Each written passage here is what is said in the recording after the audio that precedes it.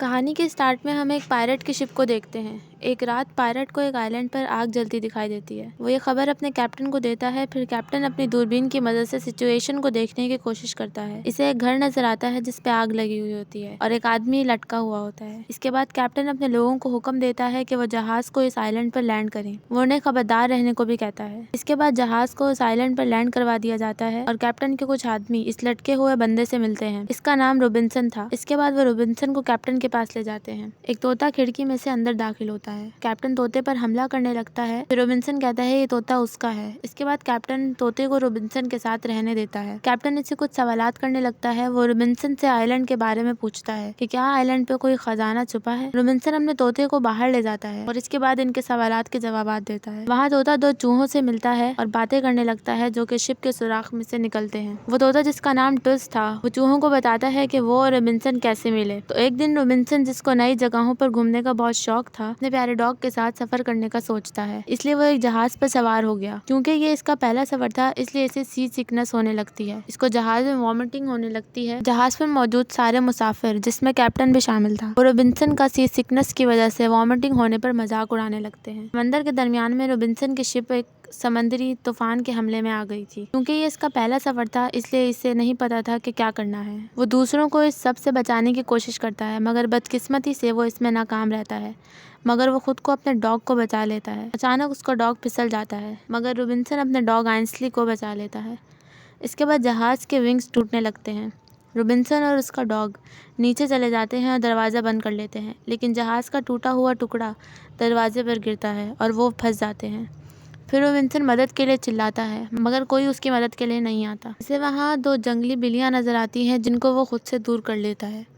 दूसरी तरफ जहाज के तमाम मुसाफिर एक कश्ती में बैठकर वहाँ से निकल जाते हैं लेकिन वो रोबिन्सन को वहीं छोड़ देते हैं। रोबिन्सन अभी तक बेहोश था। फिर वो अपने डॉग के साथ जहाज से उतरकर एक आइलैंड पर पहुंच जाता है। उस आइलैंड पे बहुत सारे जानवर थे जिसमें एक फीमेल हिप्पो रोजी, कैमिलो, स्क्रबी, पैंगो, कीकी, एमी और एक तोता मैक था। तमाम जानवर इस तूफान से बचने के लिए भाग रहे होते हैं। इस दौरान स्क्रबी चट्टान से गिरने वाला होता है और वो गिरकर एक शार्क पर अटक जाता है। इस दौरान मैक उनकी मदद के लिए जाता है। फिर अचानक वो सब नीचे गिर जाते हैं मगर खुशकिस्मती से वो सब बच जाते हैं। जब तूफान थम जाता है तो मैक और उसके दोस्त इस जहाज़ को देखकर और आइलैंड पर खड़े इंसान को देखकर बहुत हैरान होते हैं क्योंकि ये पहली बार था कि वो इंसान को देख रहे होते थे। पैंगो ने बोला कि रोबिन्सन एक मॉन्स्टर है जो कि समंदर से निकला है।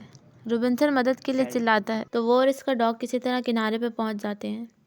इसको देखकर जानवर डर जाते हैं और मुख्तलिफ किस्म की आवाज़ें निकालते हैं ताकि रोबिन्सन डर जाए और यहाँ से भाग जाए। रोबिन्सन जिसे दूर से वो अजीब आवाज़ें सुनाई देती हैं इसलिए वो डर जाता है। इसे लगता है कि ये जंगली लोगों की आवाज़ें हैं इसलिए वो डर कर शिप में वापस चला जाता है ताकि अपनी जान बचा सके। मैक और उसके दोस्त रोबिन्सन को भगाने में कामयाब हो जाते हैं। मैक रात को रोबिन्सन को देखने के लिए आता है। वहाँ मैक को यह एहसास हो जाता है कि रोबिन्सन मॉन्स्टर नहीं है जो इसे खाना चाहता है। इसके बाद मैक अपने दोस्तों से मिलता है और इन्हें बताता है कि इस आइलैंड से बाहर निकलकर बहुत सारी जगह हैं जो उन्होंने अभी तक नहीं देखी। स्क्रबी को रोबिन्सन की शिप से फलों की खुशबू आती है और वह वहाँ तक पहुँचने की कोशिश करता है। रोबिन्सन जो कि वार्म अप हो रहा था अजीब सी आवाज़ सुनकर हैरान होता है और इसे लगता है कि जंगली लोग आ गए हैं। वो देखने के लिए आता है मगर वो तोते को उड़ते हुए देखकर हैरान होता है और फिर सोचता है कि वहाँ कोई जंगली लोग नहीं हैं, सिर्फ जानवर हैं जिनकी आवाज़ों से वो डर रहा था। अगले दिन रोबिन्सन आइलैंड पर वापस आता है। फिर वो मुख्तलिफ अशिया जमा करने लगता है जो कि खाने के तौर पर या रहने के तौर पर इस्तेमाल हो सकती हैं। दूसरी तरफ मैक और उसके दोस्त रोबिन्सन की हरकतें देख रहे होते हैं जो इनके लिए बहुत अजीब थी। रोबिन्सन जहाज़ का जायज़ा लेता है जहाँ उसे राइफ़ल मिलती है। वो अपनी हिफाजत के लिए राइफ़ल रख लेता है। जब वो राइफ़ल से एक टारगेट का निशाना लेता है तो उसकी आवाज़ से सारे जानवर डर जाते हैं और भाग जाते हैं। वो शॉक्ड थे क्योंकि ये पहली बार था कि उन्होंने एक राइफ़ल देखी थी और इसकी आवाज़ सुनी थी। मैक के दोस्त उसे इस बात पर राज़ी करना चाह रहे थे कि वो एक सी मॉन्स्टर है और वो इन्हें नुकसान पहुंचाने आया है। असल में जानवरों को नहीं पता था कि असल मॉन्स्टर उन्हें देख रहे थे जो कि दो बिल्लियाँ थीं। एक का नाम मे और दूसरे का नाम माई था जो कि रोबिन्सन की शिप के साथ ही आइलैंड तक आए थे और अब भूखे थे। फिर मे माई को सब्र करने का कहती है और मैक पर हमला कर देती है। फिर मैक उड़ जाता है। दूसरी तरफ रोबिन्सन जिसे अब राइफल चलानी आ गई थी खुराक की तलाश में जंगल में जाता है। फिर इसे रोजी नजर आती है मगर वह इसका निशाना नहीं ले पाता और ऊपर की तरफ फायर करता है वो फायर बदकिस्मती से मे को तकरीबन हिट कर देती है। रॉबिन्सन, जो कि जानवरों को मार नहीं सकता था, वापस जाकर मछली पकड़ने का इरादा करता है। मैक, जो कि गोली की आवाज़ सुनता है, उठकर वहाँ आता है ये देखने के लिए कि क्या हुआ है। वो इससे बेखबर था कि 2 बिल्लियाँ इसके ताक़ुब में थीं। मे और माई इस पर हमला कर देते हैं और आइंसली वहाँ आकर इन पर हमला करके मैक को बचा लेता है। इसके बाद रॉबिन्सन वहाँ आ जाता है और देखता है कि मैक ज़ख्मी है।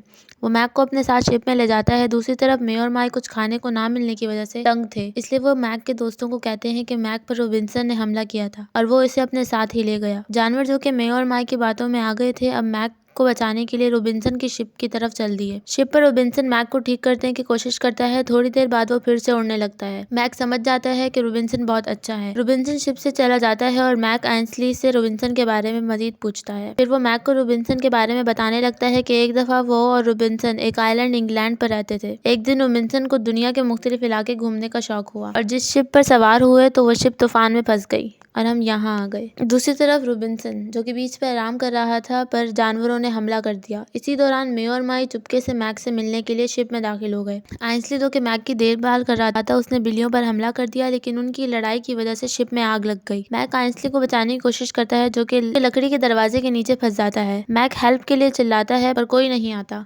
मैक मदद के लिए उड़ने जा रहा था, मगर आइंसली उसे खुद की जान बचाने का कहता है और अब आइंसली पर और भी लकड़ियाँ गिर जाती हैं और एकदम से आग भड़क उठती है। दूसरी तरफ रोजी, स्क्रबी और उसके दोस्त शिप में आग लगी देखकर रॉबिन्सन को छोड़ देते हैं और रॉबिन्सन को ख्याल आता है कि आइंसली शिप के अंदर ही है। शिप में जाते वक्त उसे वो 2 बिल्लियाँ नजर आती हैं जिनको वो इस सब का जिम्मेदार ठहराता है। फिर शिप फटती है, जिससे कीकी और पेंगो दूर जाकर गिरते हैं। रॉबिन्सन इस बात पर बहुत उदास होता है। आगे जाकर मैक कीकी को बताता है कि आइंसली ने उसे बचाने के लिए अपनी जान गंवा दी और अब वो रॉबिन्सन को अकेला नहीं छोड़ सकता और उन 2 बिल्लियों ने इस पर हमला किया था। कीकी ये सुनते ही सब समझ जाती है। सुबह मैक रोजी, स्क्रबी और अपने बाकी दोस्तों से मिलता है और इन्हें सब बताता है। सबको अपनी गलती का एहसास होता है और वो माफ़ी मांगना चाहते थे। फिर वो रॉबिन्सन के पास जाते हैं, लेकिन वो अब भी इससे थोड़ा डरते हैं और थोड़े ही टाइम में वो रॉबिन्सन के अच्छे दोस्त बन जाते हैं और इससे प्यार करने लगते हैं। अगले दिन रॉबिन्सन घर बनाने लगता ताकि दूसरी शिप का इंतज़ार कर सके, मगर इसमें वो कामयाब नहीं हो रहा था क्योंकि इसका घर गिर जाता है। काफ़ी कोशिश करने के बाद वो तंग आ गया था क्योंकि इसका घर बन ही नहीं रहा था। फिर इसे एक दरख्त पर घर बनाने का आइडिया आया। इसके बाद उसे एक सूटेबल दरख्त भी मिल गया। इसके बाद उसने घर बनाना शुरू किया। ये मैक और इसके दोस्त समझ नहीं पा रहे थे कि वो क्या कर रहा है और कभी कभी वो इसे ये सब ना करने देते। मैक देता है कि रॉबिन्सन इस काम पर बहुत तवज्जो दे रहा है। मैक समझ जाता है कि वो घर बनाना चाह रहा है और वो अपने दोस्तों को कहता है कि रॉबिन्सन घर बना रहा है। वो सब इसकी मदद के लिए तैयार हो जाते हैं। वो घर को फलों से भरने के लिए तैयार हो जाते हैं। आखिरकार मैक और उसके दोस्त घर कंप्लीट करने में इसकी मदद करते हैं और घर तैयार हो जाता है। इस सब पर रॉबिन्सन बहुत खुश होता है। इसके बाद वो ट्री हाउस में उसकी सेलिब्रेशन करते हैं। जब रॉबिन्सन, मैक और उसके दोस्त ट्री हाउस बनने की सेलिब्रेशन कर रहे थे, दूसरी तरफ मे और माई के बहुत सारे बच्चे होते हैं जो कि मछलियों और कीड़ों पर अपना गुजारा कर रहे होते हैं। जब इनका घर कंप्लीट हो गया तो वो पानी को घर तक पहुंचाने के लिए एक नया मंसूबा बनाते हैं और इस तरह इन्हें पानी लेने के लिए घर से दूर नहीं जाना पड़ेगा। अब रॉबिन्सन के बाल और दाढ़ी काफ़ी बढ़ चुके थे। वो रोज़ाना किसी शिप का इंतज़ार करता था। दूसरी तरफ कैट्स रॉबिन्सन की शिप पर आती हैं जहाँ कीकी होती है, जिसको वो पकड़ने वाले होते हैं, मगर मैक उससे बचा लेता है। इसके बाद वो ट्री हाउस की तरफ जाते हैं ताकि वो उन सबको खा सके। कैट्स रोजी और स्क्रबी को फंसा लेते हैं। रॉबिन्सन इनकी हेल्प के लिए एक गन निकालता है और जब वो गन लोड कर रहा होता है, कैट्स वहाँ आ जाती हैं और इस पर हमला कर देती हैं। रॉबिन्सन अपनी राइफल गलती से गिरा देता है। फिर बिल्लियाँ उस पर मुसलसल हमला करती रहती हैं और वो किसी तरह बच जाता है। पहले वो खिड़की पर अटक जाता है और फिर वो दरख्त की किसी शाख पर अटक जाता है और मदद के लिए पुकारता है। मैक उसकी मदद के लिए कोशिश करता है। कैट्स अभी भी इन पर हमला करने में लगी हुई थी। काफ़ी मेहनत के बाद वो आखिरकार ट्री हाउस से बिल्लियों को भगा देते हैं। रॉबिन्सन नीचे से घर में दाखिल होने की कोशिश करता है, मगर रोजी उस दरवाजे पर डर कर छलांग लगा देती है। वो सब देखते हैं तो रॉबिन्सन बेहोश होता है। इसके बाद मैक अपनी हिफाजत के लिए रॉबिन्सन की शूट गन इस्तेमाल करने लगता है, लेकिन स्क्रबी गलती से बारूद घर में गिरा देता है और जब मैक फायर करता है तो घर में धमाका हो जाता है और बिल्लियाँ भाग जाती हैं। मैक अपने दोस्तों को दूसरी जगह ले जाने का सोचता है, मगर वो रॉबिन्सन को अकेला नहीं छोड़ सकता था, जो कि अभी तक बेहोश था। फिर मैक को एक आइडिया आता है कि बिल्लियों को कैसे ठिकाने लगाना है। रात को अपने प्लान पर अमल करते हैं। रात को मैक को अकेला देखकर कैट्स इसके गिर्द जमा होने लगती हैं, मगर वो ये नहीं जानती थी कि ये प्लान का हिस्सा है। मैक टावर पर उड़कर चला जाता है और बिल्लियाँ भी टावर पर आ जाती हैं। टावर कैट से बढ़ जाता है। इसके बाद इसके दोस्त टावर को गिरा देते हैं और बिल्लियाँ इस तरह पानी में गिर जाती हैं। इसके बाद मैक घर जाता है जहाँ देखता है कि उनका घर जल रहा है और वो रॉबिन्सन को बाहर निकालने लगता है। वो एक हुक की मदद से नीचे लटक जाता है और एक भारी चीज़ इसके सर पर गिरती है और वो बेहोश हो जाता है। इसके बाद रॉबिन्सन अपनी कहानी ख़त्म कर देता है और अब पायरेट्स इसे अपने शिप पर काम करने के लिए रखता है, मगर वो इन क्रिमिनल्स के साथ शिप पर नहीं रहना चाहता था।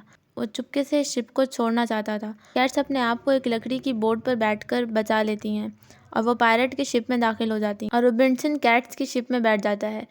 फिल्म के एंड में कैट्स को खाना एंजॉय करते हुए दिखाया जा रहा था और पायरेट्स रॉबिन्सन को वापस जाता देखकर उसे जाने देता है और कुछ नहीं करता, और इस तरह रॉबिन्सन अपने बाकी एनिमल फ्रेंड से दोबारा मिल जाता है और इसी तरह मूवी एंड हो जाती है।